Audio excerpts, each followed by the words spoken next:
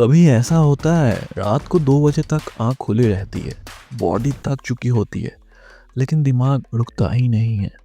Phone side में रख दिया, लाइट्स ऑफ कर दी, फिर भी माइंड चल रहा है। एक थॉट आता है, उसके बाद दूसरा थॉट, उसके बाद दूसरा, और अचानक तुम किसी ऐसी सिचुएशन के बारे में सोच रहे होते हो जो एक्चुअली हुई नहीं है। आज का वीडियो उन लोगों के लिए है जो बोलते हैं मैं ओवरथिंक नहीं करना चाहता या फिर नहीं चाहती, पर मेरा माइंड खुद सोचता रहता है। और इंटरेस्टिंग बात तो ये है, ये हैबिट नहीं है, ये एस्ट्रोलॉजी में एक स्पेसिफिक एनर्जी का काम है। उस एनर्जी का नाम है राहु। राहु क्या करता है? सबसे पहले राहु को सिंपली समझो। सूर्य रियलिटी है, चंद्रमा इमोशंस है, बुध लॉजिक है, और राहु राहु इमेजिनेशन है। राहु रियल वर्ल्ड में नहीं रहता, राहु पॉसिबिलिटीज में रहता है। इसीलिए जिसके माइंड में राहु का इन्फ्लुएंस स्ट्रांग होता है वो प्रेजेंट में कम, पॉसिबिलिटीज में ज़्यादा जीता है। रात को थॉट्स क्यों बढ़ते हैं? दिन में तुम बिजी रहते हो, कॉलेज, ऑफिस, लोग, हल्ला गुल्ला, डिस्ट्रैक्शंस, ये सब तुम्हारा माइंड को ऑक्यूपाई रखते हैं। लेकिन रात में क्यों हो क्या होता है? इन्वायरमेंट साइलेंट, सेंसरी इनपुट कम होती है, और तब एक्टिव होता है सब कॉन्शियस माइंड। और सब कॉन्शियस माइंड का प्लैनेट कौन है? राहु। इसलिए 90% ओवर थिंकिंग नाइट में होती है, क्योंकि राहु को साइलेंस पसंद है। जब दुनिया रुकती है राहु स्टार्ट होता है। अब बात समझो, कभी नोटिस किया है तुम बेड पे लेटे हो और सडनली तुम किसी आर्गुमेंट का सीन इमेजिन करने लगते हो। अगर वो ये बोलता तो मैं ये बोलता, अगर कल ऐसा हो गया तो ऐसा होता, अगर टीचर ने ऐसा पूछ लिया तो। और तुम्हारा ब्रेन पूरा कन्वर्सेशन क्रिएट कर देता है।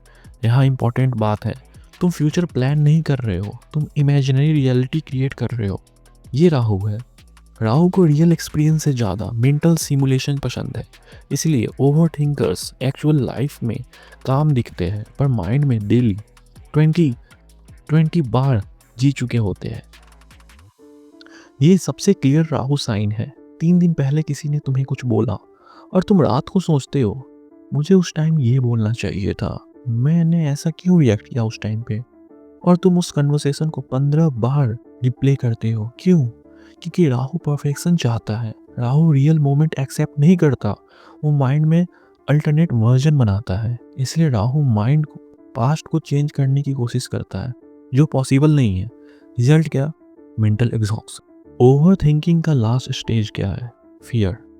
सडनली माइंड बोलता है यार अगर मैं फेल हो गया तो, अगर जॉब नहीं मिली तो, अगर वो छोड़ के चला गया या फिर चली गई तो, अगर मेरी लाइफ ख़राब हो गई तो। और प्रॉब्लम क्या है? इनमें से कुछ हुआ ही नहीं है, बट बॉडी रिएक्ट करती है जैसे सब हो चुका है।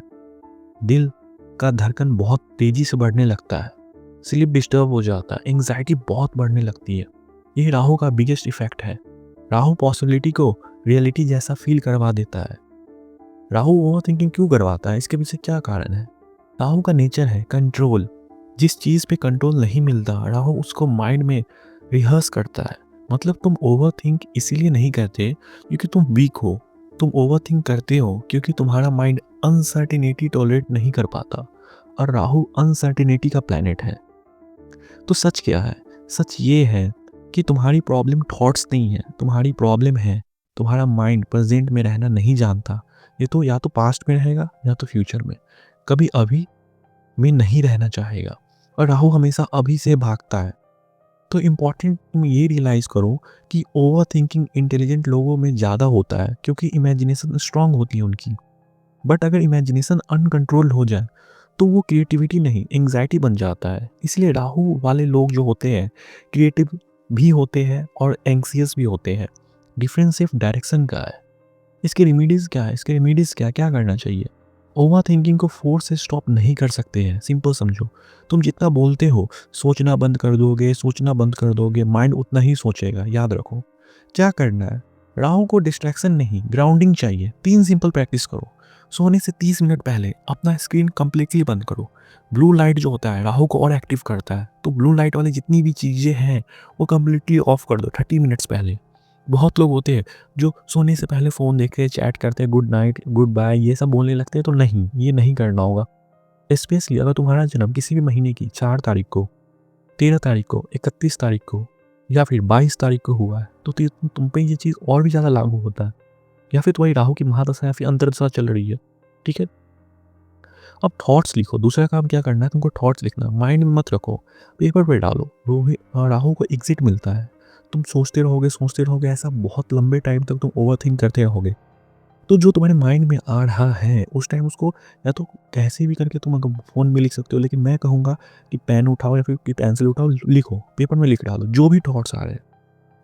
Body movement, walking and stretching, क्योंकि राहु माइंड में एनर्जी जमाता है, ठीक है? तो तुम्हारा माइंड बैठे-बैठे तुम बहुत सोचने लगोगे, बहुत ओवरथिंकिंग करने लगोगे, जो कुछ हुआ ही नहीं है। तो थोड़ा-सा स्ट्रेचिंग करो या फिर वॉक पे चले जाओ कहीं भी।